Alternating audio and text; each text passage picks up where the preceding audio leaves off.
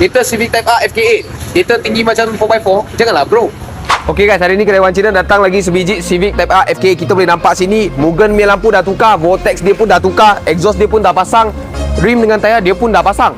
So projek apa dia nak buat hari ni?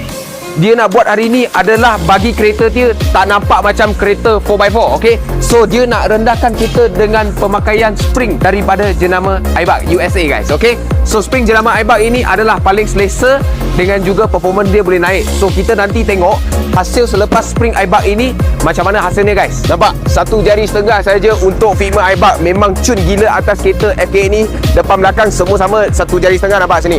Sama juga 1 jari setengah, okey.